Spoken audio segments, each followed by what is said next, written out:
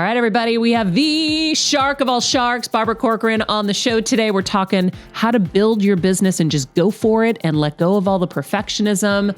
So much more. Barbara? I can tell you something. If you're not ready to hear the truths, don't bother. I'm going to tell it like it is. Oh, she right is. Now, you do not want to miss it. Out if you don't want to hear the truth. Don't forget to hit subscribe, guys. Hello, everybody. Welcome to Better Together. When you know better, you get better. That's what we do here every single day. Our quote of the day. Here it comes, everybody. I have a theory and I really believe it. I think your worst weakness can become your greatest single strength.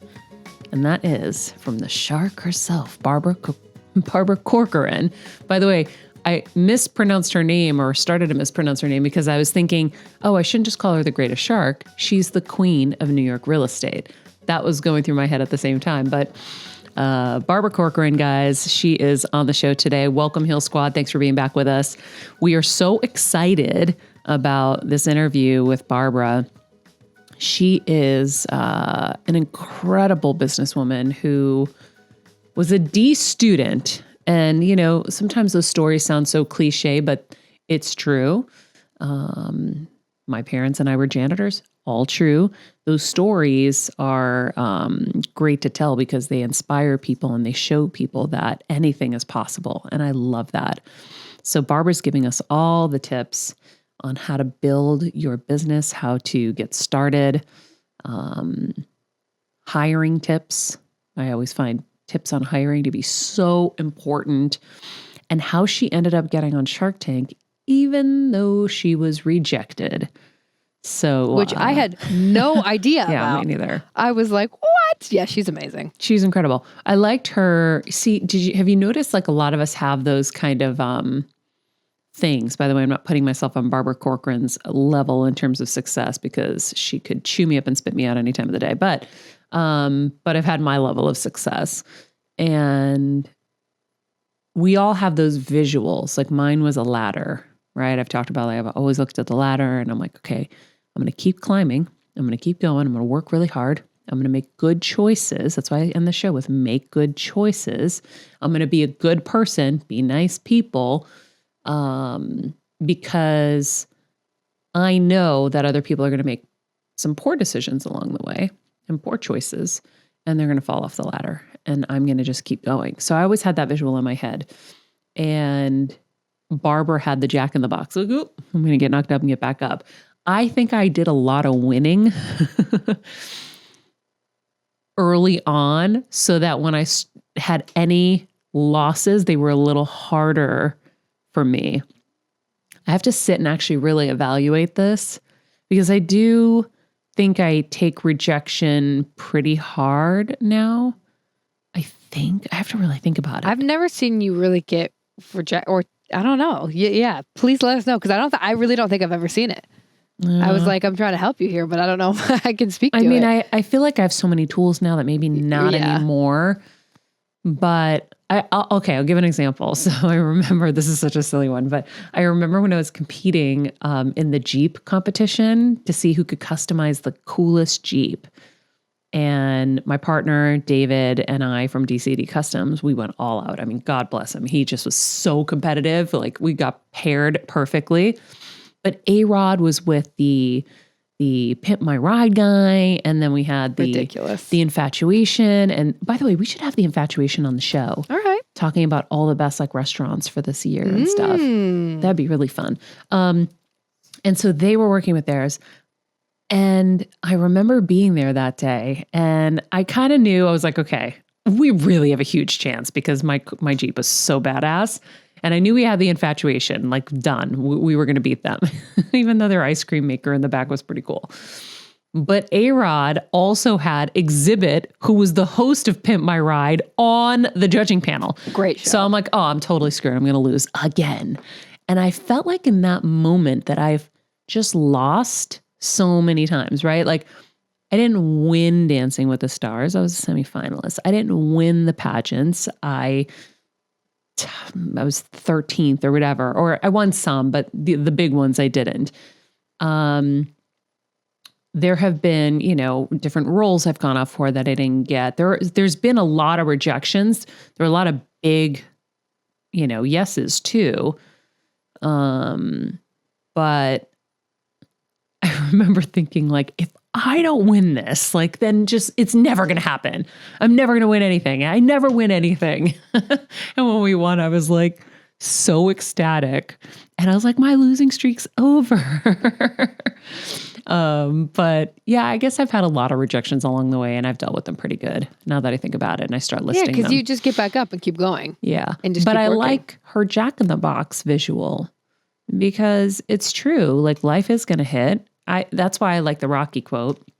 But the Jack in the Box is also like kind of a fun way of like, all right, wind up, let's go, back up. And I like, I don't know. I just think that's really helpful. I like visuals like that. I agree. You know what else I like too? I won't give it away. Little tease for you guys. How much she attributes to her mom and how she was raised. And I think that that's so important and so cool.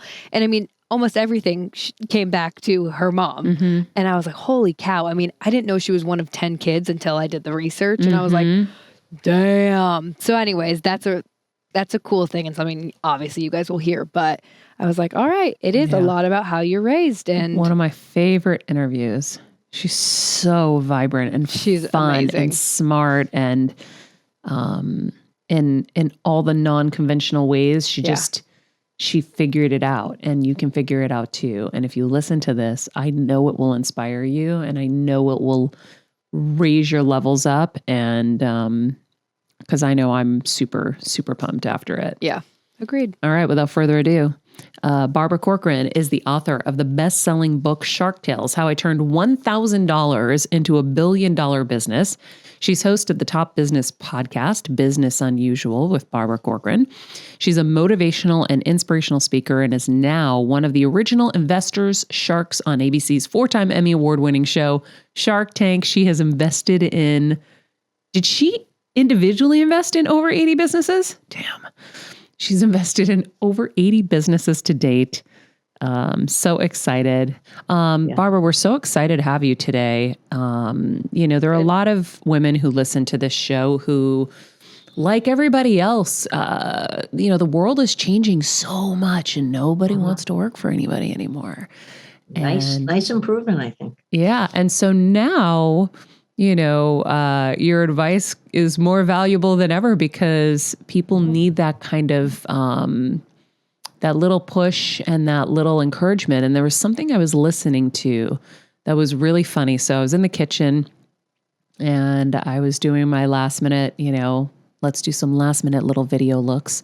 Husband's making his peanut butter sandwich. I'm having my little egg quesadilla. And you said that when people have an idea, they should just go for it.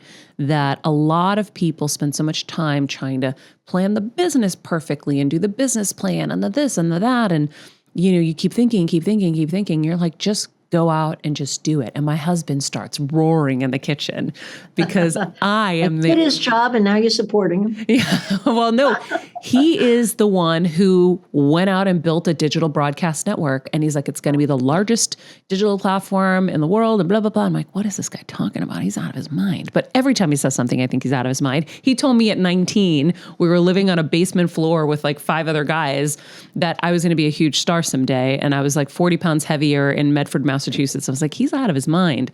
Anyway, he's very right.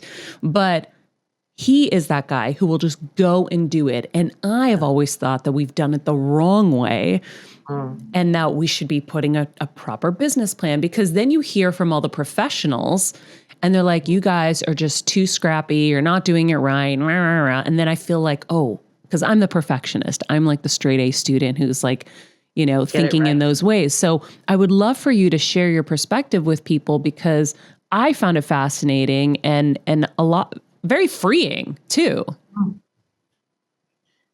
Well, you're probably of the mind or the type of personality who wants to get things right. But when it comes to business, you don't have to get it right. You just have to get the damn thing going, right?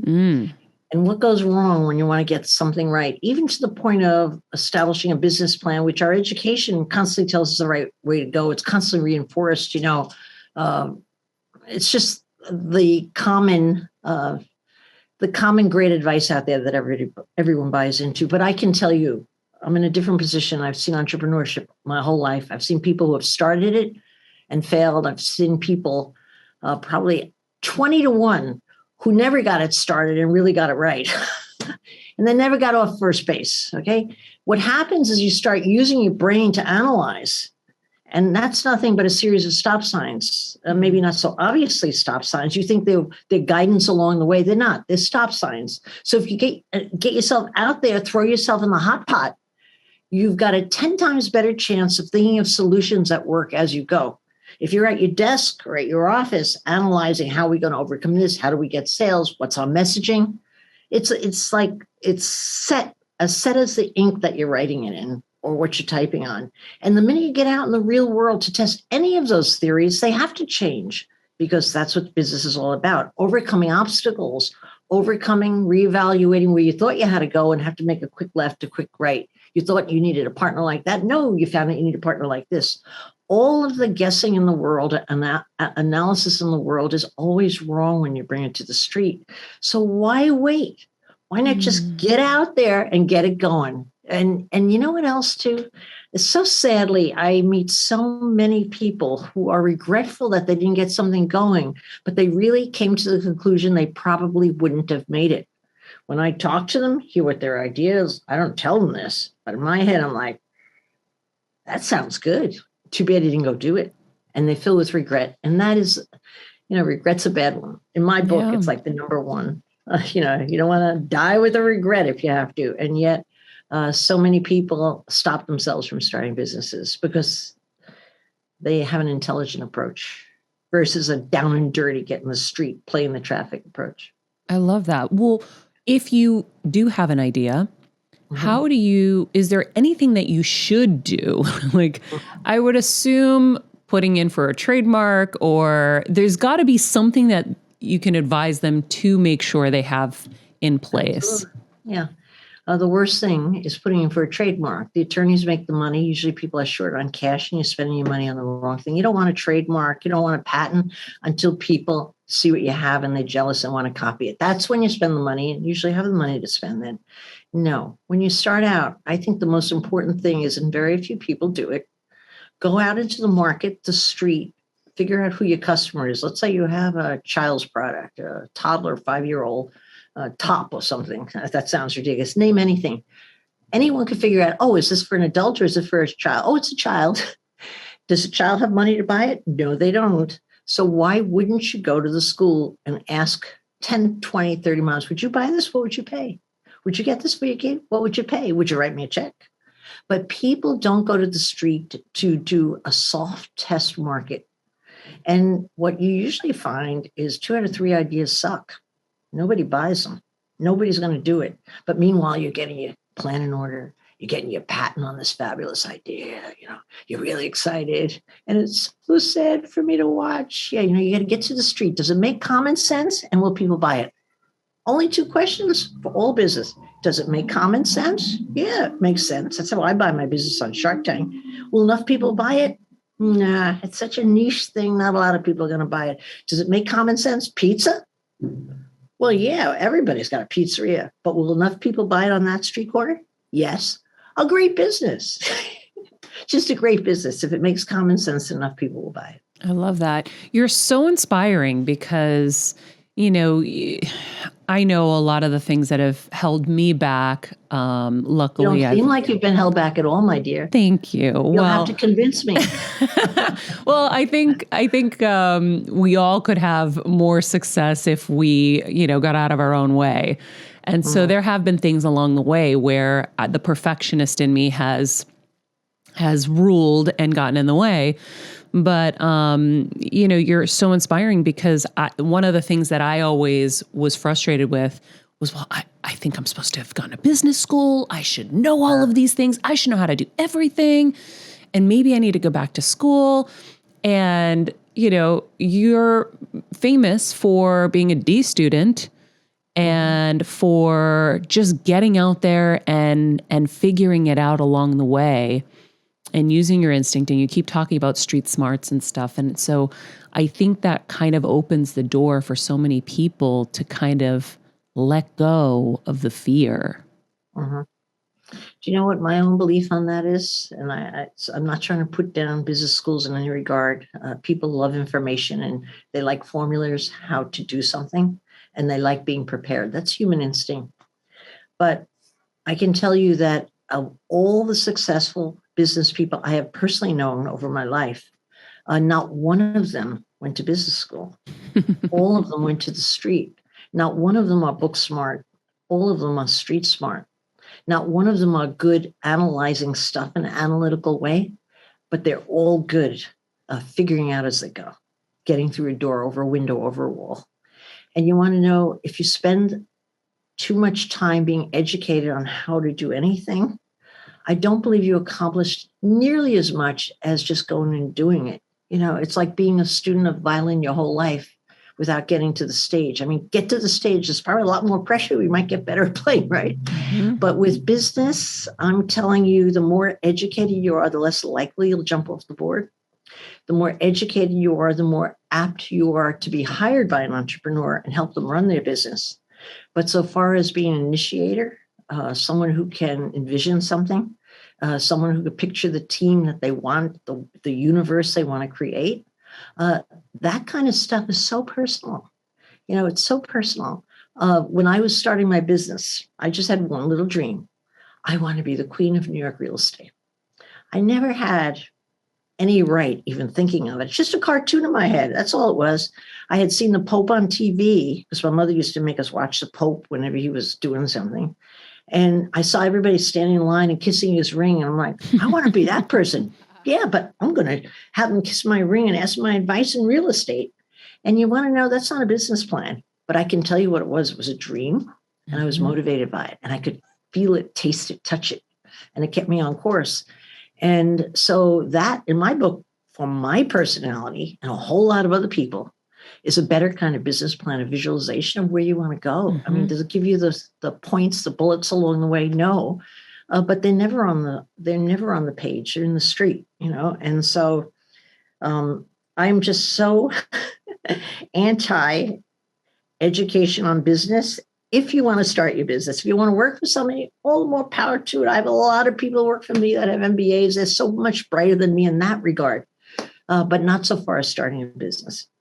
So fascinating. I wonder, did you ever have, because I was like you, I had a very clear vision. I saw, and I always say that like the real kind of stars of whatever world, whether it's TV or business or whatever, they already know they're that person. They just don't know how it's going to happen. Yes. Well, exactly said, Maria. I would wholeheartedly agree with you. Yeah. And so I wonder, like, I never had a plan. I just would say, God, take me where I'm supposed to go. I'll work really, really hard. I'll work harder than anybody. And I'll be a good person. Just take me where I'm supposed to go. And that just kind of worked. Is there ever a time you're supposed to have a plan? Did you ever have any other kind of plan other than I want to be the queen of New York real estate? No, of course. In building my business, you know, all business is nothing more than people. Of course, people on people on people. That's how you build an empire. I don't care what kind of field you're in, whether you have support staff of 2, whether you have 1,000 people. So once my business was beyond, I would say, 25 sales agents and employees, I could see that I was losing control. You know what I mean? I built that initial piece of my business on my likability and force of personality. You know, the first 24 people I hired, I chose them. I talked them into it because I didn't have anything to offer. I motivated them. I propped them up. I told them what to do, even when I didn't know what to do. Okay. And they believed in me. So that's a powerful, inspirational boss that could accomplish so much. However, once I got past 25 people, one office, I wanted to have multiple offices because a queen has an empire. She doesn't have one little town. She's got the empire, right? But once I wanted to build the empire, I had to get very, very good at envisioning systems. Okay, 30 people to hit an overhead. 45 will make you profit. Okay, 11,000 per head. I took my overhead, divided it by how many people. How much does it cost me to keep this joint? It's 11,000 a head. Okay, so people have to make at least 11,000. Anything over that, I'm making a profit. If they can make an extra 5,000 a year, I have enough to open my second office. So I started being very, very effective on systems and envisioning it in blocks as to how I was going to build. But I really had a tremendous advantage because I was the child of my mother, and she had 10 kids, had a system for everything. We had the most organized household in the world. She was like a remarkable businesswoman, but she chose to be a mother her whole life. But all I did was do my business version of her household, that kind of thing. And so, yes, I did have that kind of a plan for sure with the I's dotted, and maybe could even rival you, Maria, on perfectionism on that. Okay. So there is a place for it at some time. There is. But also I have to tell you, perfectionism, I became aware when I had 2-3 offices, started holding me back. And I'll tell you why. Mm-hmm. Because when it comes to hiring, say, your replacement, a manager to manage the office. So I'm the mom of the first office. I need a mom of the second, a mom of the third, right? What gets in the way of hiring those moms for me was I always wanted somebody as good as me. And I had a big ego, like they're not quite as good as me.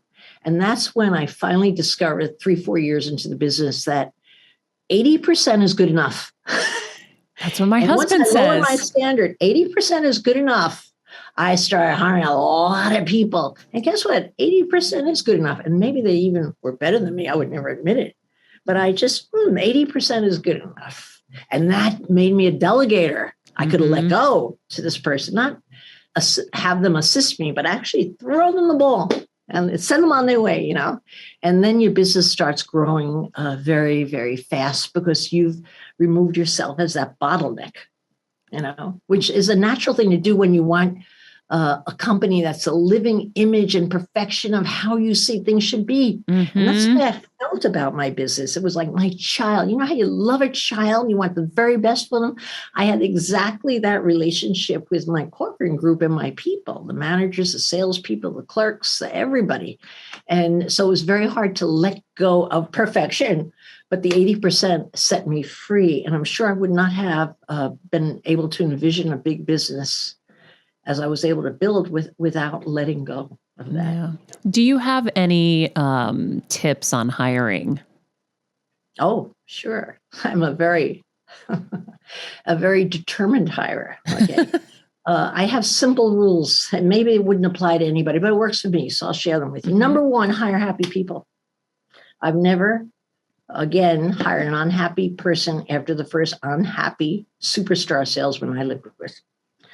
Everybody loved her on the outside. She was an amazing salesperson. She was actually at one point, like middle year, she was producing close to 80% of the income of the entire company. She's a superstar. 80%? Trying to learn. What? 80% of the whole income? Well, it sounds like I had all losers. I didn't. I had people learning coming up the ranks. So I knew they were coming up. Someone would meet her.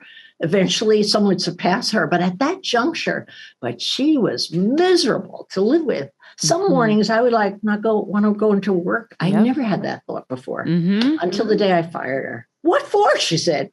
You just don't fit in here. What for? She said. I'm telling you, the minute she walked out that door that Thursday, I felt it was like pulling a thorn out of a saddle of the whole business. I could feel everybody breathe out. They all hated her. She fed by taking from other people and mostly me. I needed a shrink, actually. I could have spent millions on a shrink and not been fixed with her in the shop, right? But when she left, let me tell you something. Walking in the door the next day was a gift from God. Norma Hirsch, she had no experience, walked in, classy lady, confidence. She became my number one salesperson within 6 months. I'm like, whoa. And I said, I will never, ever let an unhappy person near me again in my business. So that's the first qualifier. Huge. I'm sorry to spend so much time. But it's huge. And I've never heard anybody put it like that, but it's true. I've had so many people in different positions in my company where I don't want to go to my job, and it's my job. I don't want to go to the office. It's my office. I don't want to be around them. I'm miserable, and I'm not a miserable person. And I'm like, I just can't do this anymore. And so I luckily hire happy, but I didn't realize it in those words. Like it was never put in words. So I think that's just brilliant. Continue. Sorry. Yeah, I'm sure you've walked in those shoes, both sides, and you learned that lesson pretty fast.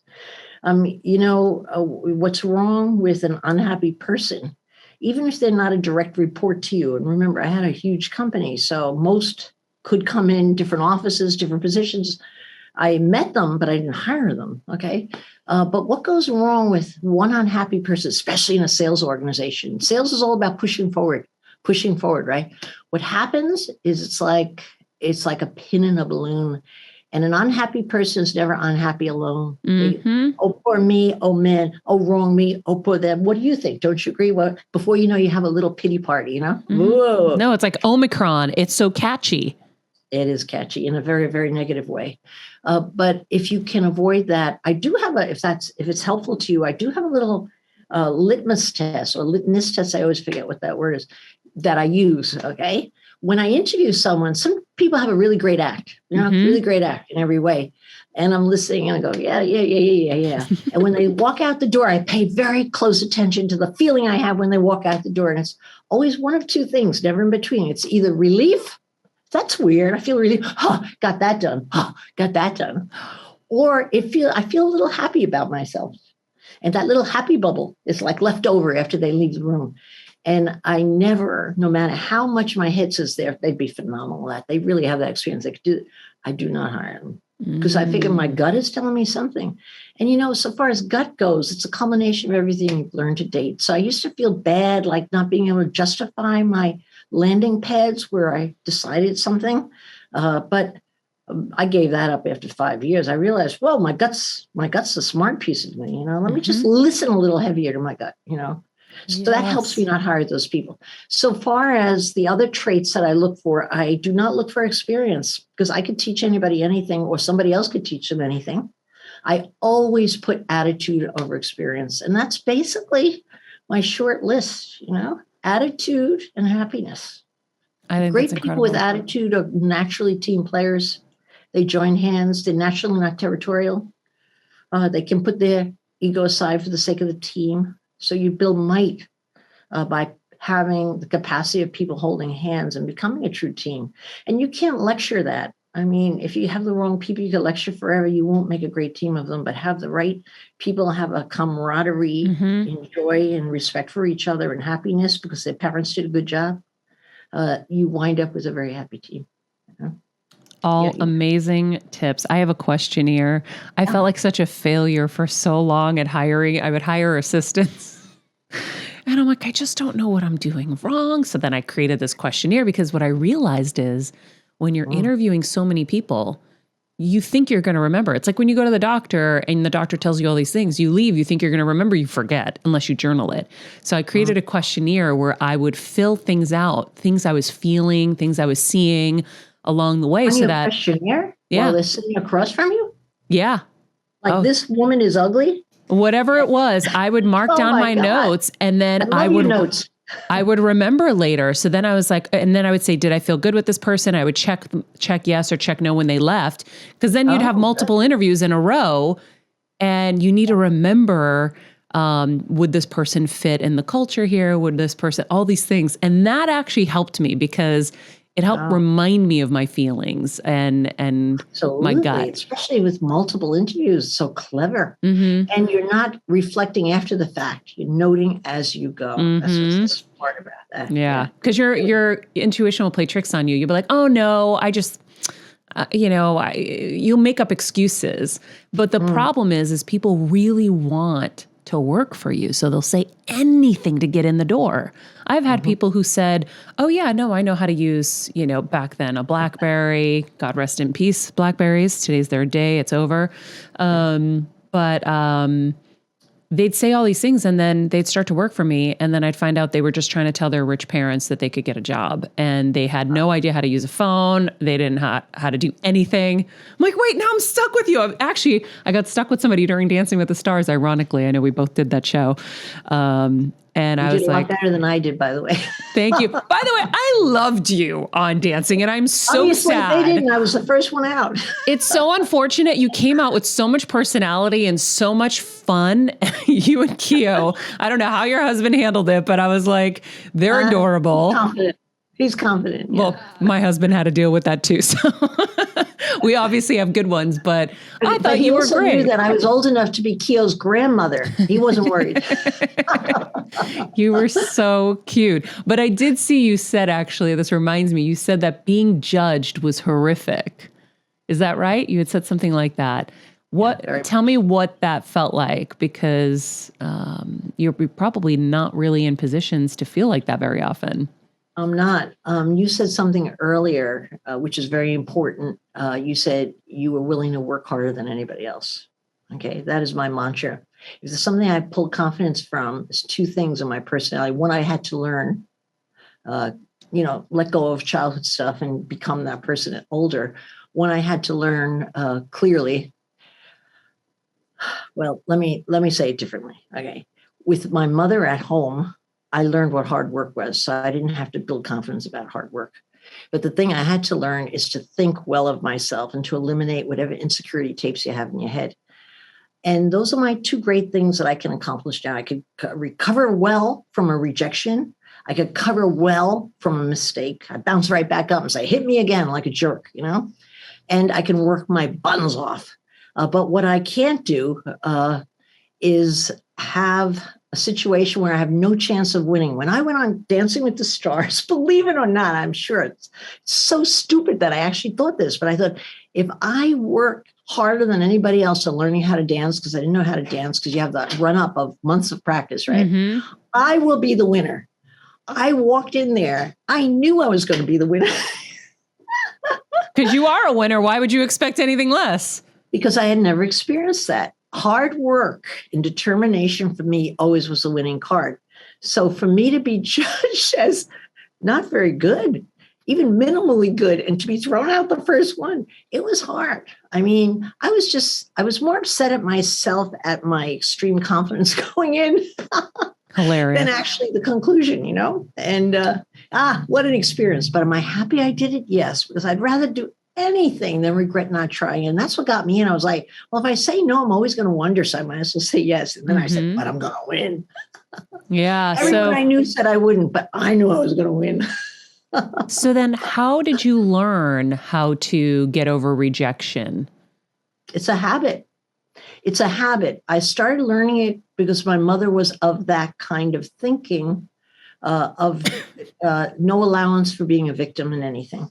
I mean, she had the biggest family in town. We were in a poor family. She had to make ends meet. My dad had 2 jobs. We didn't have by any stretch of the imagination any privilege growing up whatsoever, but we had 2 parents that loved us to death. And now as an adult, I realize that's a winning card. You get loved to death, you turn out okay, All right. But with my mother modeling that, she used to send us out to compete in a contest like the Good Citizenship Award in our little town of Edgewater, New Jersey, where we'd go up and we'd be with the Ladies Society on the other side of the tracks. They were a little fancier. They're middle class in my mind. Middle class was like, they're the rich people. Oh, yeah. I know the feeling. And then sitting there and them saying, so what does good citizenship mean to you, Barbara Ann? And I would I don't know. My mother didn't prepare us. She said, just get up there on your bike and go apply. Okay. We had to do it. We had to do all these kind of stupid things, and we learned to lose. And you want to know, I think it sounds weird for a parent to teach kids to lose, but that's the important trait, to lose and then get back up and do it again and do it again. So what I learned my confidence from was I had a head start with my mother. She, toughened us up. I secondly worked since I was 11. So I had lots of jobs. I got fired from some, didn't get fired from most of them. And so I knew how to restart. So by the time I was 23 and started my business, I may have looked like a young girl from New Jersey in the wrong clothes, but I was really an old girl already at that point. In my soul, I felt old, and I was able to realize that if I just tried a whole bunch of shit, some of it was going to work. I wasn't that particular, hey, how about this? How about that? I have an idea, but hey, how about this? And put my energy and weight and money behind it. And the salespeople would follow me and I'd be wrong. But not only that, I have another one. And what happens is a lot of people, I know with their kids especially, they think that people learn confidence by winning. I have more moms and dads say, if only my son could find his place, if only he could just get a real win at that that first shot, Barbara, I know he's an amazing kid. Well, guess what? It doesn't work that way. That kid gets his confidence by being exposed to failing and being taught to get back up. And you don't get your confidence from the win. You get your confidence from when you get knocked down, knowing with your self-pride that you know you're the type of person that's going to get back up and swing at the bat again. And that gives you the confidence that when you're going down, it doesn't hurt as much because you're like that stupid jack in the box, like, hit me. Boom. That's a great visual. Again, you know? Yeah. And I think that's a certain confidence that can take you wherever you can dream, because you know you're going to get through no matter what. Mm-hmm. And I do know I'm going to get through no matter what, you know? I mean, I've never been ill, but even if I was ill, I think I'd probably be the best ill person. Sorry, God, I'm not wishing to get ill ever. But knock on wood. yeah. But I think that that ability to just know you always come back and you take another swing. If not for that ability, even when I was, I don't know how old I was, I've been on Shark Tank 12, 13 years. I was already was I in my 60s already? I guess. But when they hired me, had me sign the contract, and then fired me before I started, they said, "Oh, sorry, we changed our mind. We never signed our side of the contract." What? You know, if I didn't sit down and write Mark Burnett an email that second, because I was used to getting back up, you've made a mistake, you know? And let me tell you why. In a nice way, I did it, okay?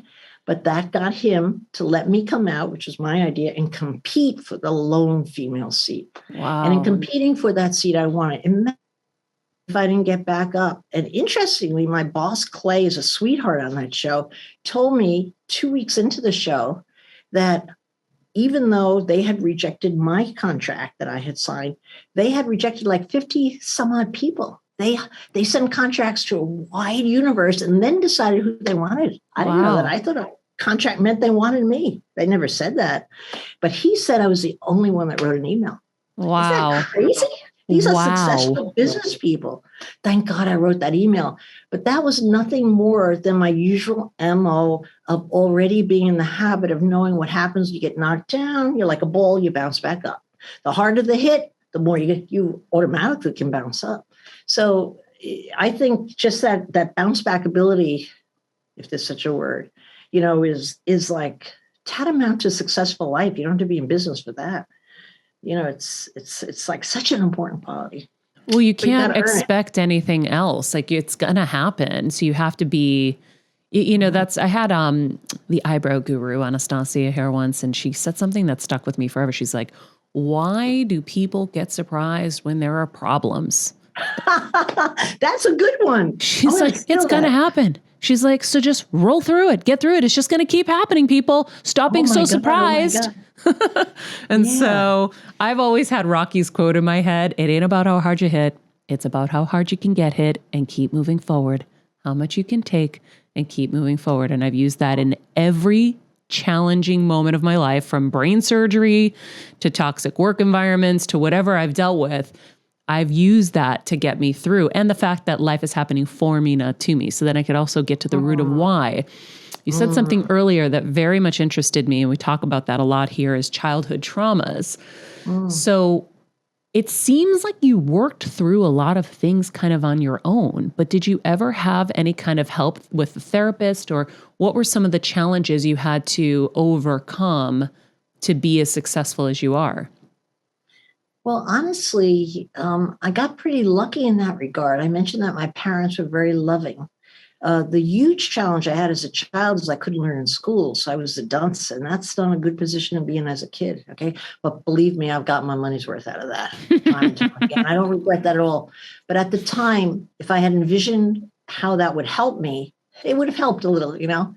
But for me, my idea of really hell on earth, where I learned shame, the real feeling of shame as a young child, when I couldn't read out loud.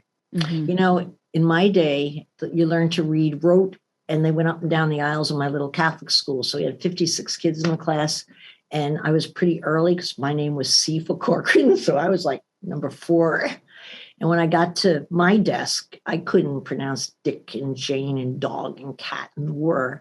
I could, and the kids would start giggling.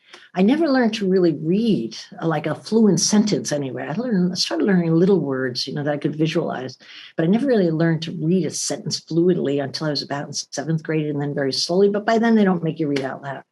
But the damage that was done between 1st grade and 7th grade, and the damage that is done to children who don't fit in and aren't helped or aren't handled well or managed well. And it's a complicated management job as a parent, as a teacher, I'm sure. But the damage you could do to those kids is they never come back up. You're a loser for life. They think you're a loser for life. They're odd. They're an outcast. They're different. They don't have their ego intact, But thank God I had my mother, because she told me not to worry about it. She couldn't afford extra help. She didn't have time to help. My dad didn't have time to help. You're either a good student. In my family, 7 kids were A students without opening a book, and 3 of us were dyslexic. And for those 3 kids, you just were on your own. But interesting enough, in life, those 3 dyslexic kids have built huge businesses, very successful, all right? Which isn't saying that's the secret formula, but they all succeeded because of my mother's attitude toward us. She used to say to me, Barbara, you have a wonderful imagination, and we think you'll fill it all out. You'll figure it all out. Don't worry about it. Don't worry about Sister Stella Marie, and to have that contrast, to be a loser in school with the shame and to go home and your mother thinks you're a genius every day. Thank God she was that way. So I had 2 people to choose from, either the nuns or my mother. And I chose my mother. I liked her messaging a lot better, Yeah. And so that really saved me. What I got from that experience, however, is I learned to be an outsider. I learned to eventually think I don't give a shit what those kids think. And that's my attitude with my competition. I never felt peer pressure. I'm like, I'll do it, whatever. And I learned to be an innovator because I was an independent thinker. And I don't believe I would have gotten any of that with a different kind of wiring in my brain that was a fault learning in school, but an asset learning in business, So I don't regret it. I just wouldn't wish it on any kid. And of course, I got 2 dyslexic kids. God punished me. It's like, I'm choosing you. You're going to get dyslexic kids too. Do you say the same thing your mom said to them? Do you say the same things? Like, do you pick out their strengths? Of course. And I can tell you they have opposite skill sets. Totally nothing. You wouldn't know they're the same family. But they have powerful skill sets, And I make sure I go with my magic marker underlying it. They're almost to a point of embarrassment, but I don't think you can overdo it. Yeah. As long as it's genuine. You can't puff smoke up your kid's ass and tell him he's a genius when he's not. A lot of parents do that. He's a remarkable basketball player as the kid's cringing, Yeah. You have to be genuine. Kids know the difference between a lie and a pump. Yeah. But if you can really focus on getting the good stuff and pointing it out, I think you can, you do the best for your child and allowing them to fail. I mean, that's the other side. You can't just pump them and not let them drop. How will they learn about life without having a failure, Exactly. So, did you ever have shame around money growing up poor? No. You know why? We never had enough. But my mother's attitude, to this day, it's my attitude, money is meant to be spent. I spend whatever I want, and whatever I spend, and the money comes back to me. And that was my mother's attitude. When it came to Christmas time, we always got new pajamas, flannel, brand new pajamas every Christmas. And I don't know how my mother went to hock for it. We owed the grocer, my wife. So there was always stuff going on. But she's like, you deserve your new pajamas. And we opened them. Yay! She just believed that money was meant to be spent. And when my business at many junctions was near bankruptcy, I'm sweating today for some reason. A second change of life. Oh, God, hope not. One is enough. Yeah, one is too much. Yeah. But when, what was I talking about? I don't remember. I lost my thought with the change of life, miserable memory. Who knows? Your mom believed that money was meant to be spent, and she would always get you your pajamas. Okay. I just want to say, as an adult, at junctures along the way, I thought I was going out of business. I always put the pedal to the metal, was overextended, and I spent my money so almost too fast on building the business. But I remember one time I was talking to my mother, and she said, "You're not yourself." I said, "Well, I'm not myself. Because on Monday, I'm going to give a speech to everybody and tell them I'm closing the business. I told her I was having business problems. I cannot make it." And you know what she said? "Wait a minute. You're not worried about money, are you?" I wanted to wring her neck on the phone. I said, of course I'm worried about money. That's why I'm going out of business. We don't have any.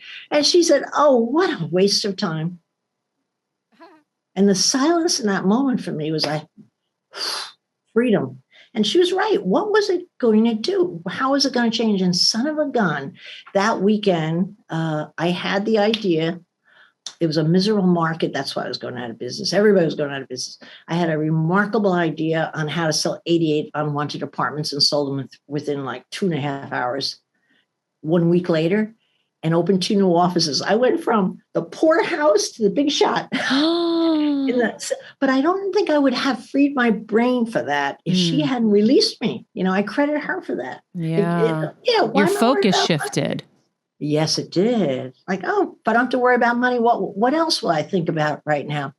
And I thought of that idea, not that moment, but the next day I thought of that idea and it actually worked. And so back to money is meant to be spent. You know what I find? I live with so many, travel in so many circles, especially building my luxury real estate business, circles of very rich people. New York has always attracted the famous, wealthy people, right? And I can tell you, money complicates. They're no happier than the poor people. There's unhappy poor people, unhappy rich people, not people think it's a solution, but people who make a lot of money never have enough. I'm not knocking them because I'm one of them. In other words, I have a phenomenal year. And what do I want to do in January? Beat last year. Why? Do I have to? I should retire by now, but no, I want to beat last year. It's a habit of making money and wanting more and more of it. Not, not a bad thing. It depends what you do with your money, I think. But yeah, it's a funny little twitch you get going in a moneyed world, I think. Barbara, have you failed at anything lately? At a task or try stuff? Anything. Of course. Yeah. I failed at tennis last week and came home. I hadn't played tennis in 30 years. I thought I'll show my kid who hadn't played, he was learning, as was his wife. I'll show him how good I used to be. Within a minute, I fell. Fractured my shoulder. Yeah, I failed because I was showing off. I deserved to fail. I'm like, look at me. I'm so cool. Look at your mother. You thought she was overweight till she gets a tennis racket. Oh. I'll never go on a court again. But I fail at things constantly in work. Alina, what have I failed at? Be truthful, because we try so many things and we hit and we don't hit a lot. Name a few. Come on. Save me here. You don't want to look like you're winning at everything because life's not that way. You win at more stuff, the more stuff you try. So much trier. Come on. For every 5 TikToks we make, one blows it out of the water and the other 4 kind of flop. Oh, yeah. Right. We film 6 TikToks this morning? It's so stupid. They're so good, though. They're so good, Barbara. They're good or great. They're so the ones that are good are great, but they're never the ones we work hard on. It's like, Isn't that the funny thing? It's the ones that you don't work hard at, the ones you don't overproduce, just in general. But that goes back to your original theory. Just go out and do it. Stop thinking too much. Yeah. Well, TikTok is a very effective. What's the word I'm looking for? A parallel or symbol of life in a way. I mean, it's true. It's like in business, as in TikTok, it's about throwing more shit on the wall. Yeah. And putting your heart into it and being okay if it doesn't stick. Okay. Yeah. And business is very much that way in every regard. Going back to Shark Tank, I never asked you, what did Mark Burnett say when he wrote? Did he write you back? No, he did not. But he had a secretary named Charmin. And before I sent the email, I called up Charmin. She was the one who made the call saying, I'm sorry, we've changed our mind. We've decided on another woman. And she was a lovely woman. I could tell. And I called her back in a minute. And I said, Charmin, I'm going to write an email. But before I do, I want you to promise to walk it over to Mark Burnett. Because big guys don't read their own emails. They get lost in the shuffle. I said, I want you to promise to walk it over. And she said, of course. I asked her nicely. And she said, of course. And so when I wrote that email, and it was like, I should send it to you. It's on my wall. I'm so proud of it. I love it.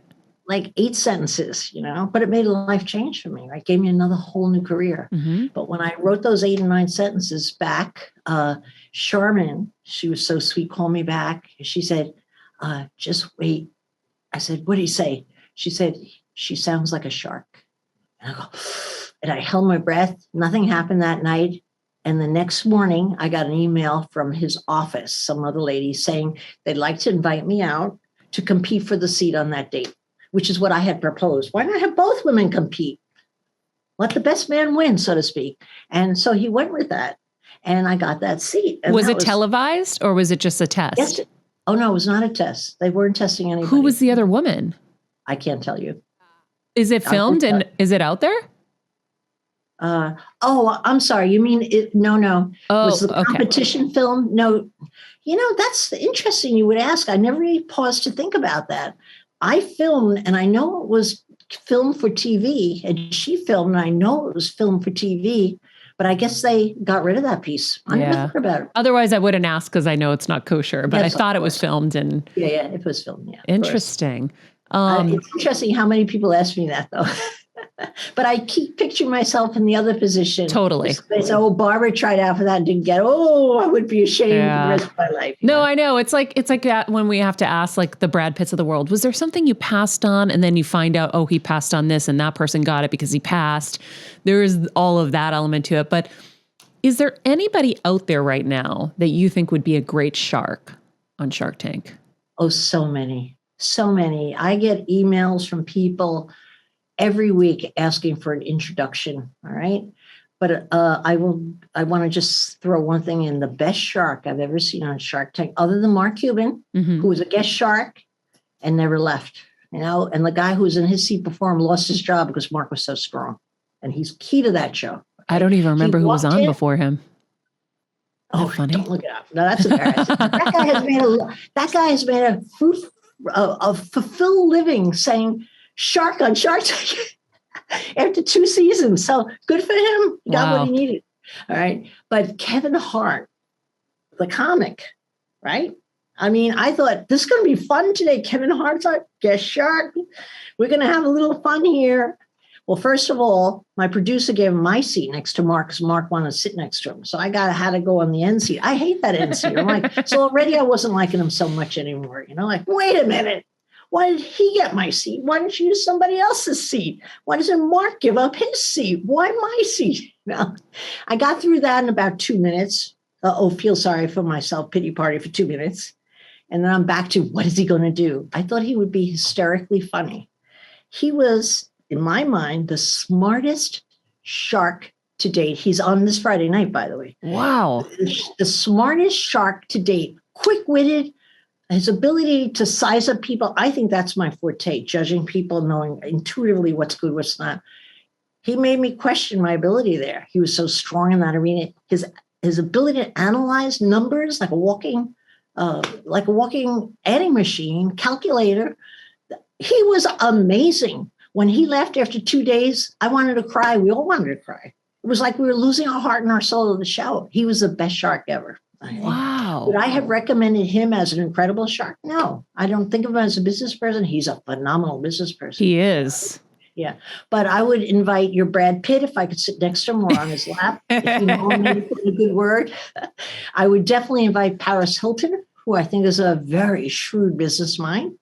And you know what?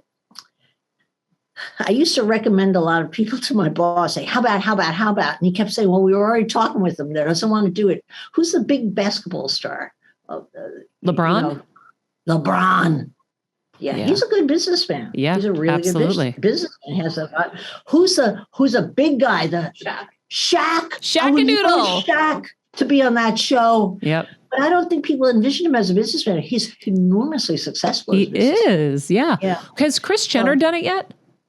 No. Talk about making a business out of thin air. Mm-hmm. Remarkable. I had real estate, real property to work with. She had air. Yeah. Yeah. Amazing. And she is the longest running, I mean, way past what anybody would have ever imagined. And they just keep reinventing and reinventing. Reinventing, isn't that the truth? It's pretty incredible. Is there any other world you want to work in and conquer, whether it's TV or film? I know you've done some like acting a little here and there. You've done some little things. Was it Frankie? Grace? What was it? Grace and Frankie. Grace and Frankie. Yeah. You did something on there. That was in my Shark Tank seat. Come on. We knew what we had to say, right? Yeah. Is there anything else? Not really. I mean, think about it realistically. To build a business, I think it takes, unless you're in a technology business that you hit on, takes off. And that's not my bailiwick. I don't know that turf at all. It takes, I think, 10 years to build a business. I'm 73. You think I want to get started again? Of course, but I don't know what. But do I want to spend 10 years and start from scratch? No. Well, you're doing a podcast now. Oh, the podcasts I love doing. That's new.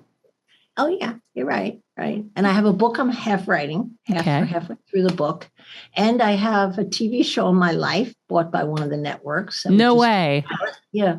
Is it going to be a scripted show? It's going to be a series. Wow. Scripted, of course. I won't be in it. Yeah. But there'll be a young Barbara, middle-aged Barbara. Well, mostly young, a kid and a 20-something Barbara. That's so cool. Yeah, it will be fun. Yeah. Did you make a New Year's resolution? Do you make them? Did. Yes, I did. And I'll tell you, it was overdue. I'm not a believer in resolutions, but I think the one good thing about the whole idea of a resolution, it gives you a pause button to stop and assess who you are, what you've done. So I guess it's good for that. I don't believe in putting your spade in and do it because it's January. I'm not so good at that. It's got to be self-motivated, not by a calendar, But if you want to call it a resolution, what I paused and thought about and concluded on this Christmas for the first time, I don't know why I didn't think of it before. I realized I was never going to retire. I was not going to retire because I like my work so much, so creative. Why would I ever retire, And knowing I was never going to retire, I look back at this last year, which was a tough year and a very productive year for my company. I never made more money, never got more involved in different things, was never paid more in my life. But I realized when I looked at the calendar, I had very little fun. And fun's my secret sauce, always in building a business and building myself, enjoying my life. Because everybody was gun shy about trips, gun shy about get-togethers. So I did it tentatively. But what I'm going to do this year, without a doubt, is I'm going to put my pedal to the metal, but in terms of fun now. I already have 3 trips planned with my girlfriends, another trip planned with my family, and we just came back from one. I'm going to vacation and have fun every 4th week for this entire year. That gives me 12 fun weeks. Because, wow. If now that I know I'm never going to retire, I realize, this is going to be work and retirement side by side, and I'll have this great combination. But more importantly, I've crossed out the days in my calendar and send out dates, at least for the first quarter of the year, to collect those 3 trips together. Because when you put the dates in your calendar, things happen, and people do it for business all the time, but they don't advance plan for fun. And I used to be great at that, but COVID got in the way, and I had to have a wake-up call this Christmas, realizing, wait, this is not going to be 5 years of my life. I'm going to sit on a beach and giggle and drink too much wine. I got to get all that wine in now, Yeah. So it's work-tirement. I like it. Oh, is that a real word? I just came up with it because workcation, I love workations. So you're doing work-tirement. Well, you know what? Actually, I came up with it, not you. And if you want to use it, you are welcome to use it. Make it about work-tirement. That's your next book, Work-Tirement, How to Never Retire. No, I'll have it on TikTok today. I won't wait for a book because you might beat me to it. I love it. I love it. Barbara, where do you get your energy? Do you get up and work out? Like, how do you keep this vibrant energy that you have? Well, your personality, a lot of it you're born with. And I think I just was always kind of energized. I definitely got my energy from my mother. I never saw her ever sleep. She ironed our clothes, did our wash without a washing machine. We got up, we all went to school with clean clothes. She obviously had to be up all night doing that stuff. I never saw her lay down until she passed away.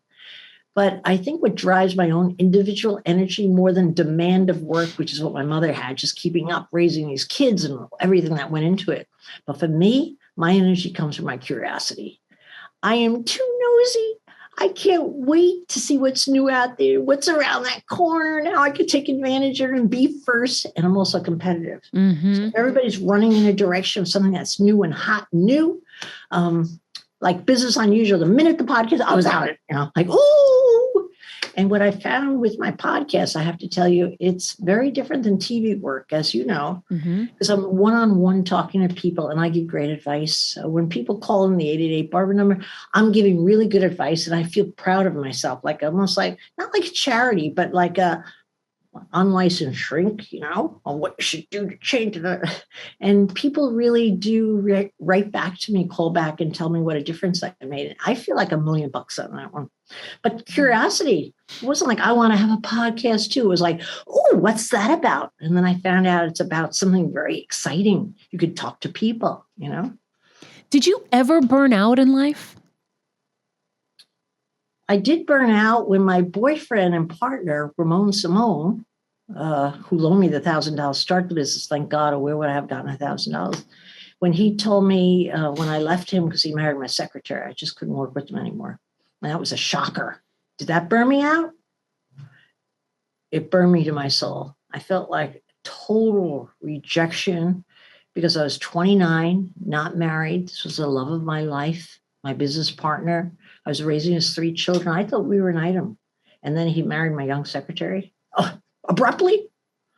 I was devastated. Did I burn out? Yes. But let me tell you something. There's nothing more powerful than the revenge of a woman. After I hit that floor and came back up, when I ended the partnership, which took me a year, I'm ashamed to say, should have just ended it right then and there, but I didn't have the confidence. But when I ended that partnership, and he gave me that wonderful, wonderful gift, which I always tell people, he said, thank God. He said, you'll never succeed without me. And that's the vengefulness in me. Like, you wait, I'll show you. If I wasn't going to succeed at that point in my life at 29, I already had built that little business with him. So we were successful by moderate standards. He gave me the jet fuel. Yep. So insult could be a wonderful motivator. Depends if you're insecure. If you're insecure like me and somebody pushes you like that, you come back.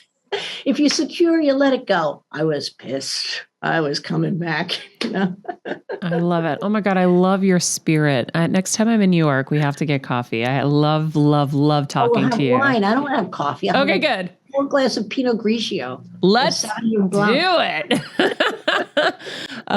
So season 13 of Shark Tank, I can't even believe it's season 13, airs this I can't either. Oh my gosh. Friday nights at 8 p.m. on ABC. And you can check out our podcast, Business Unusual, on Apple Podcasts. We're going to put a link to the podcast in the description of the show so you guys can get it easily. And maybe a link to her TikTok too, I think. Oh, yeah. Yeah. Barbara, you're a joy. Thank you so much for taking so much time with us and for all your incredible insight. And you're just so much fun. I love you. Yeah, thank you. And send me your face cream. Your skin is amazing. I will. You're my age, right? You're 73, I think, right? With the same age? I'm getting there. Okay. Your skin's amazing. You should be telling us what you're using, by the way. Yeah. Lighting. All right. I want to have her energy when I'm her age. I absolutely She's amazing. Love her. And I just loved deep diving on all the great videos you pulled for research because she's super inspiring, like I said during the show. You always love to hear people like her that made it. But then, as she said, all the ones she knows never went to business school. They just figured it out. Right. So what's stopping the rest of us? Right? What's stopping us from thinking that somebody else has the magic formula? That's always been my kind of thing that held me back is because I think I associated with the people who did go to business school and who did kind of know, okay, Series A investment, Series B. And by the way, it's not really hard to figure out. I just am like, ugh. And it's refreshing to hear that it really is. Just build it and they will come. What'd she say? Every single successful person she knows didn't go to business school. Yeah. She wasn't like, a handful did it. She said every single one. Yeah. Take it to the streets. Yep. Like she said, if you have a product, if you have, something you want to sell and ask people. And I just think that's such a great way. And what a great way for us to start this year knowing that the kind of those handcuffs we've placed on ourselves are off. Oh, yeah. Let's just go for it, guys. And I loved her advice on the trademarks too, because she's right. Everyone races to like lock up their idea and nobody else can take it and whatever.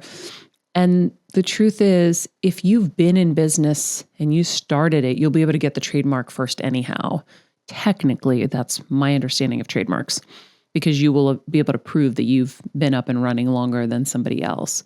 So you should be able to get it. But imagine you go out into the streets with that t-shirt and it's not the t-shirt that works. It's the little hat that you made instead, right? It's like Kendra Scott. Kendra Scott. That's exactly what I was thinking. Uh-huh. If you haven't listened to Kendra Scott's episode, we should link to it in this episode. You should listen to that because she was incredible as well. So yeah, I think I'm super inspired for all of the things that we're doing, because I feel like this business is changing so much, like this television and film business that we've been in for so long. And it really is going to be about kind of having your own fiefdom, as we, talk about all the time, and product. And it's something that I've always wanted to do. Always. But I never was able to, whether it was contract restrictions or I just couldn't get something off the ground. It was just too much with my 1,000 other jobs. So that's why this year, like I said, it's active, creative, and build. Those are my 3 words. So good. I loved the fun and curiosity too, driving her. We hear that a lot. I mean, a lot of successful people, they're like, you have to have fun. Yeah. If you're not having fun, then things aren't going to be as successful as they could be. So I loved that. And I like too, the putting it in your calendar, no matter what. If it's something that you really want to make happen, you put it in your calendar, because then it's like 20,000 times more likely to actually happen. And it's something you can look forward to. But what I connect with her so much is on the hard work. And, when you watch the different interviews she's done, she's like, I knew that I was going to work harder than everyone around me. Yep. So then that means I have such a higher chance of succeeding. So if you put minimal in, you're going to get minimal back. Wherever you are, whatever you do. Yep. You might be thinking you're cheating some employer. You're not. You're cheating yourself. The more you give in any scenario, whether it was me at Dunkin' Donuts, me at the nightclubs cleaning, me at, the Today Show, the more you give, the more you'll get. They're not getting necessarily. They are in the short run. It's you that's getting. And then someone else is going to see that, or you're going to now see what you can do next, because you'll know what you're capable of. But I really respect the hard work aspect of it. Yeah, I agree. And I think fun, by the way, going back to the fun part, there were so many times where I realized 6, 7, 8 months had passed and I had not seen a friend, had not done anything social, by the way, probably even longer. And Kevin was like, you need to go see a friend. You need to like do something fun. So I think fun is so important, whether it's part of the job you're in, creating the fun. And I always try to create the fun within my jobs, because I knew my jobs were 20-hour day situations, or plotting it out in your calendar. If you're really, busy, you have to put it in your calendar.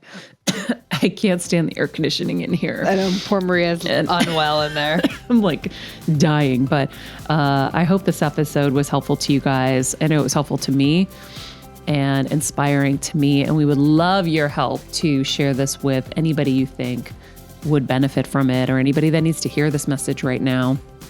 Please share it with them and introduce them to Better Together. Yes. In the meantime, be nice people, make good choices, and be present.